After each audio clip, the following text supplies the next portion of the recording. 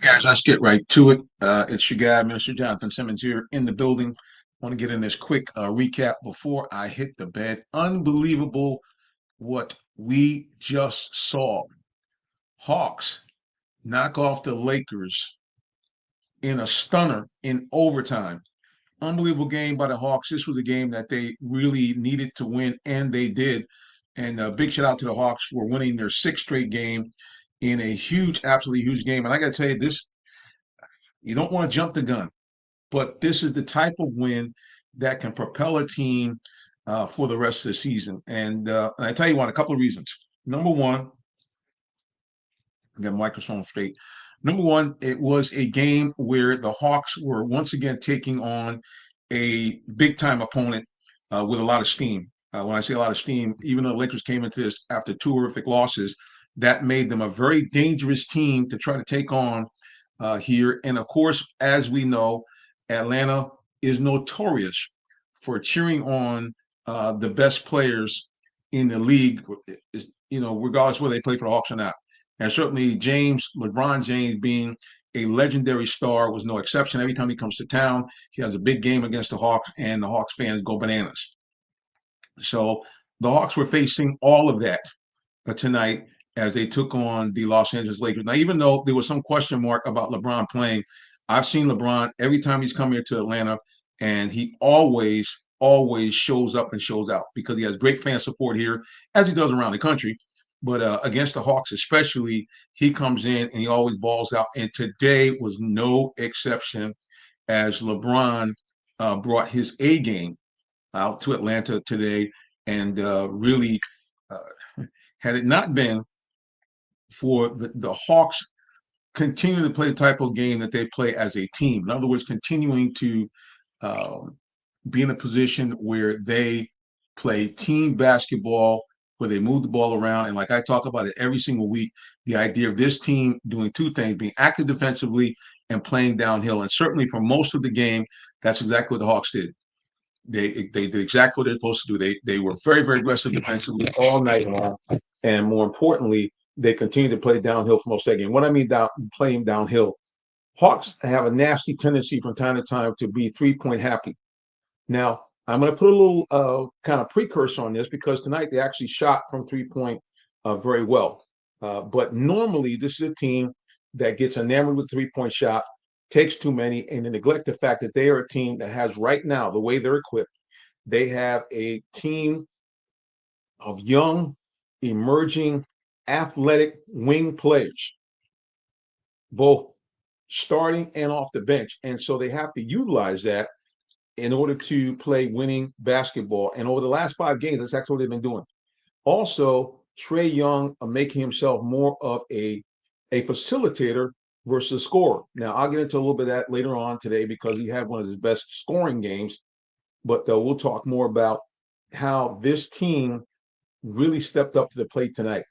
I mean, if this team could somehow capture this and continue to do this to the rest of the season, this is a Hawks team that can basically make the same kind of run they did a couple of years ago when they made a run to the Eastern Conference Finals. I know you're saying, "Oh, brother, come on, it's early." You're right, it is early. We're only talking about uh, basically about a quarter of the way through the season. And this Hawk team tonight, I think this is a huge turning point for this team to be able to do that, to be able to make that run into the playoffs and really create some exciting basketball here in Atlanta. Well, let's kind of go over what we saw. First of all, like I mentioned, the Hawks were able to go like it was like a heavyweight fight, punch for punch. Whatever the Lakers had, the Hawks seemed to answer it, and then the Hawks themselves continued to aggressively go at the Lakers all of this game. They did not care about the bigs. They didn't care about the fact that you had one of the greatest players ever to lace him up in LeBron James, playing LeBron James style. This game went in overtime, and still LeBron logged at age 42 a stunning 43 minutes to lead the Lakers. He had the most time on the court, 43 minutes and 22 seconds. And he did not disappoint. 14 of 25 from the floor, 6 of 11 from three, 5 or 6 from the line. He had 10 rebounds and 11 assists and 39 points. So this guy drops a triple-double, 39, 10, and 11 at age 42. And meanwhile, his tag team partner The other big, Anthony Davis, showing why, he was one of the dominant players in the league just a few years ago. Anthony Davis putting up huge numbers as well. Him almost matching LeBron's total, 38 points for him, 2 blocks, 8 assists, and 10 rebounds. That's right, 8 assists for Anthony Davis. So these two were a two-man wrecking crew. Thanks to the Hawks defense, that's all the Lakers could do. They had to rely on these two guys. Don't be wrong, there's some other Lakers that got in the double figures, but there were only two others. That was Dalton Knecht and Gabe Vincent with some big threes, to basically cause this game to go into overtime. And as a matter of fact, the Lakers were stellar from the field from 3-point range. That's the one weakness this Hawk teams continue to show, that they have an inability to defend the 3-point line. Lakers shot 45% from three, 16 of 35 from the 3-point range. So everything looked like, and as you just heard that box score, that would add up to a Lakers victory. But no, the Atlanta Hawks showing a resilience that we have not seen in this team, again, since the run to the playoffs, that deep run a few years ago. They decided, like I said again, to not bow down, not cater. And twice the Hawks were looking like they were on the deck, both to end the game and at the end of regulation. But this Hawk team bowed up and showed out and pulled out a 134-132 victory over the Lakers. Now, for me, watching this game, I felt like, especially down the stretch, it felt like good trade, bad trade, good trade, bad trade. So the good trade, let's look at this trade stats for this ball game. Overall, we had the good trade. We'll look at his numbers here, just the numbers, and then we'll get into the definition of how you got these numbers. Trae Young put up 31 points and an unbelievable 20 assists. Now, 20 assists is the most assists that any Hawks player has ever had against any Laker team at any time in Hawks history. 31 points, 20 assists for Trae Young. And here's the other thing he's been trending in this arena: 4 rebounds and 2 steals. And listen to this stat line: only 3 turnovers. So he had a 6-to-1 assist to turnover ratio. And ladies and gentlemen, 2-to-1 is kind of what you want for your point guard. 6-to-1 assist to turnover ratio. So Trae Young, stat-wise, was right there. Now, let's look at some of the bad Trae Young. His shooting percentage still is terrible. He shot overall 36% from the floor, 5 of 13 from 3, which is serviceable. But you look at that number, you're talking he was 4 of 12 from the 2-point range. And I will tell you, we saw a little bit of bad trade in the fourth quarter where he began to once again go back to the ball hog method. As a matter of fact, he did, when the Hawks had a chance to win the game with 12 seconds to go, Trae was given the ball and basically dribbled out and got a shot block. Now, this kind of started when the Hawks were up 108-104, where Trae momentarily slipped and went back in the old Trae, a lot of dribbling and not getting the ball to the hot hand. Who's the hot hand for the Hawks? Mr. DeAndre Hunter continues to make a push for 6 man a year. This guy's averaging about a point a minute. Okay, and today was no exception. DeAndre Hunter, let's take a look at his stats here. DeAndre, 26 points in 33 minutes. But not only that, his shooting percentage, and this is what drives me bananas about the bad trade. DeAndre Hunter shot 60% from the floor, including 71% from 3. The guy was 5 of 7 from 3-point range. 4 of 8 from 2. The last shot really should have went to him. Just saying. Because up to this point, Trae had been spot on, because you have to be when you're talking about 20 assists. He was getting rid of the ball in a timely fashion. He was hitting guys just where they needed to get the ball to score. He really was the quintessential point guard, and showing you why this young man, if he continues in the flow that he's doing right now, which is to give the ball up, make sure to get to the teammates where they can, do something with the ball. This guy has a potential, doesn't get hurt, to actually have a shot to be in the Hall of Fame. And you're saying, Mr. What? What I'm telling you is the way he's playing right now is John Stockton-like. The only thing Trae has to do right now is to continue to improve his shooting, because right now his shooting is terrible. I mean, it's absolutely abysmal. I mean, you're talking about a young man that coming into the season had consistently averaged over 40% from the floor total, usually around 43% from the floor. Right now, he's averaging around 36%. And before he got hot in this game, he wasn't hitting on any threes. So again, this Hawk team really showed me something today, because what they did is something that the Hawks team did again when they went to the playoffs. That is, they showed resiliency. And now this team, for the first time in a long time, actually has a style of play. They actually have a brand. What is the Hawks brand? Active defense and downhill offense. What do I mean by that? What that simply means is this, is that this Hawk team has now taken a posture that they're going to defend you, and they're going to defend you hard for the whole game. And number two, they're going to perpetually push the ball at you using the speed and the athleticism of their wings. Now, I'm talking about Jalen Johnson. I'm talking about Dyson Daniels. And to some degree, when DeAndre Hunter gets in the game, it's Trae Young giving the ball up right away. And here's the other thing. For the first time, Trae Young, and no disrespect to DeJounte, but now Trae Young has not one but two additional ball handlers on the wing that can help him push the ball and to help him avoid the traps that he normally gets into. Because you know what happens with Trae? Normally he gets dribble, and all of a sudden he gets trapped, and the offense slows down somehow or another. And I thank God for it.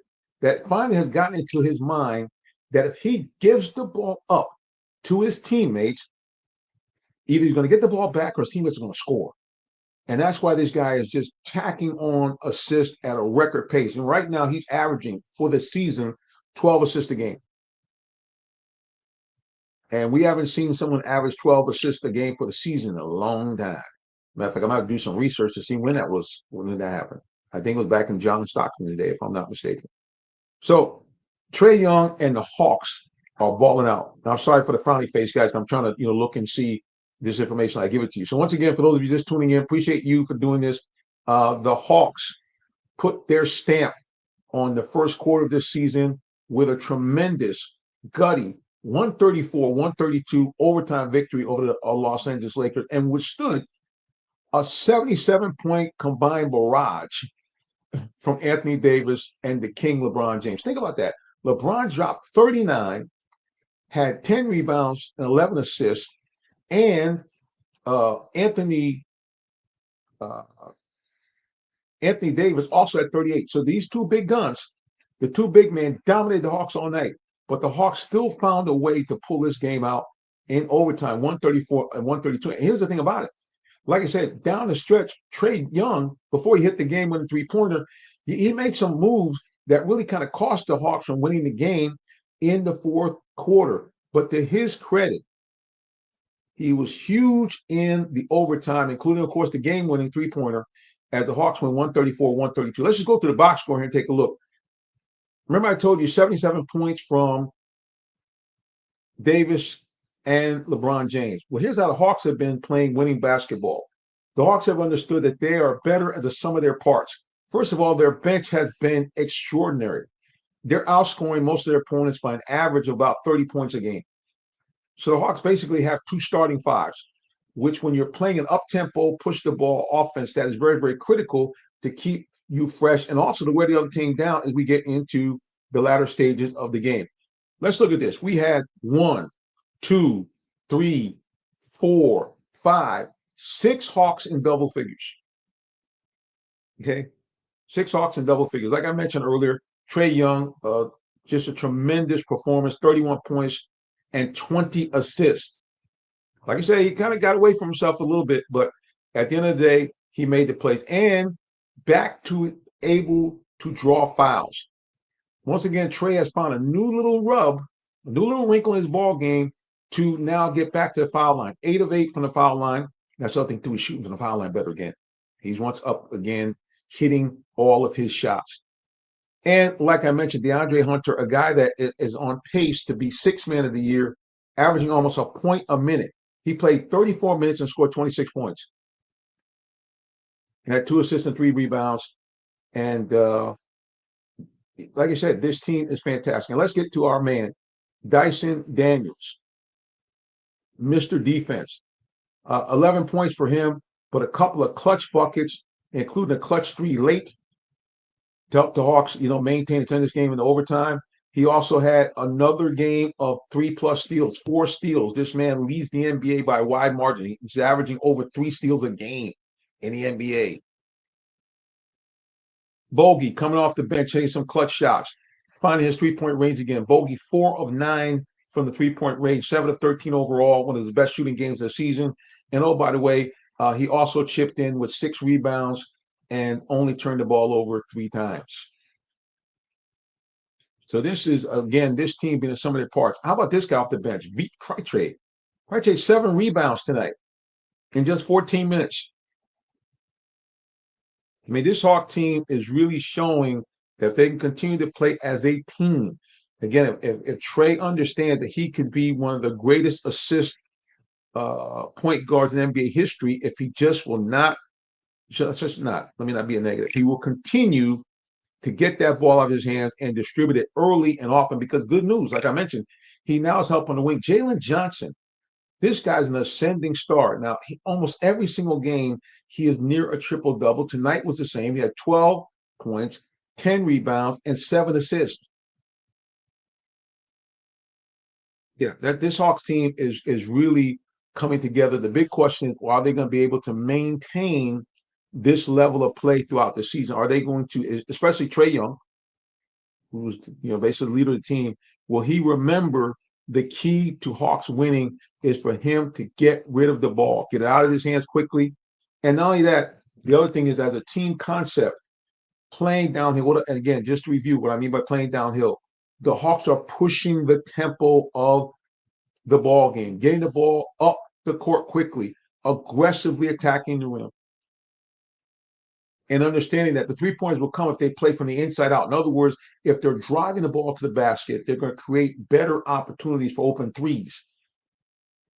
So like I said, guys, this was really must-see TV. If you guys get a chance, watch the clips on YouTube. But that's our wrap-up for tonight. Hawks do what they need to do, win their 6th straight game, and find themselves right in the middle of it. Now, I know it's early. We'll go to the thing. If the playoffs stop today, which they won't, but the playoffs stop right now, the Hawks would find themselves out of the play-in round. And check this out, guys. The Hawks are 13-11. They are just 2 games out of the 4th spot and 2.5 games out of the 3 spot. Well, if you're in the 4th or the 3rd spot, guess what you get? You get a first-round series at home. And what would that mean for this Hawk team that they could do that? Like I said, winners of their last 6 games, 7 of their last 10 games. They are one of the hot teams now in the NBA. But really, and it's amazing, all of the East is hot.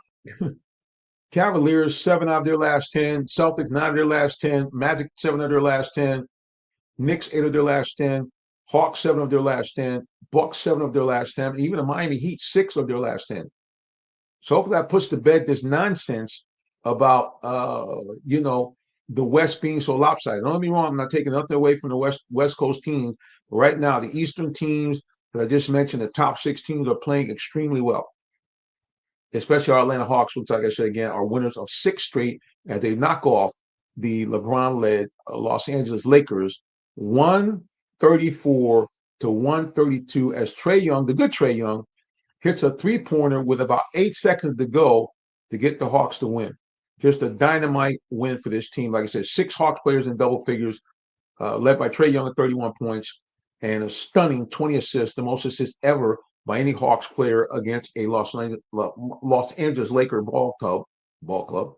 And a guy who, like I said again, is going to be, if he continues to play like this, an odds-on favorite to win 6th Man of the Year, DeAndre Hunter, scoring about a point a minute, 26 points in just 34 minutes. I tell you guys, it's fun watching the Hawks now. If they can keep this up, it'll be must-see TV, and it'll be really fun to go watch basketball here in the ATL. All right, guys, we'll tune in tomorrow. I'll probably give you a little repeat of this. Also get you an update of all the scores that we have in high school football, and give you a quick little preview on those Atlanta Falcons, which face a must-win game as they go on the road against the Minnesota Vikings. Let's see if the Falcons can find some resilience like this Hawk team and pull out a win and put them back in the driver's seat to hit the playoffs. All right, guys, remember, follow us anywhere on social media. You know where. Real Talk Sports, the number 7. That's how you follow us anywhere on social media. We would love to have you, please, if you haven't already, subscribe to our page on YouTube. Real Talk Sports, the number 7. Also, hey, follow us, hit that subscriber bell, and bing, you'll be able to know every time we do a video. We do some live videos. We do lots of YouTube shorts. I do pregame, halftime, and what you're seeing today or tonight, I should say, the post-game wrap-up. But the bottom line, Hawks win 134-132 over LeBron, Anthony Davis, and the Los Angeles Lakers. And the Hawks, believe it or not, ladies and gentlemen, right now in the playoff standings are ranked number 5 in the East and just 2 games behind the Knicks at number 4. Watch out. Hawks are balling out. A big game coming up here at home against Minnesota Timberwolves, another team that was in the playoffs last year. They're struggling a little bit this year, but they have found their way. They are winners of 3 straight, so the Hawks got their work cut out for them again. But I got to tell you guys, what this Hawks team is playing. If you haven't watched them, come on down to the State Farm Arena and check them out. Like I said again, the final score: Hawks 134 and the Lakers 132. All right, guys, tune in tomorrow. We'll be back on the air for our Saturday Sports Update. That is 10 a.m. on the legendary WIGO Pacesetter 1570. For those of you who want to tune in to the show audibly, remember you can find us on multiple platforms. You can find us on YouTube. You can find us on Facebook. You can find us on Twitch. And you also can find us on the big screen. We're on Roku. Go to the Phoenix Entertainment channel and you can watch on the big screen. All right, guys. Appreciate you for tuning in to join us. And until the next time, which hopefully will be tomorrow morning, God bless you and have a wonderful rest of the day or evening, whichever may apply. So long. Take care. Bye-bye.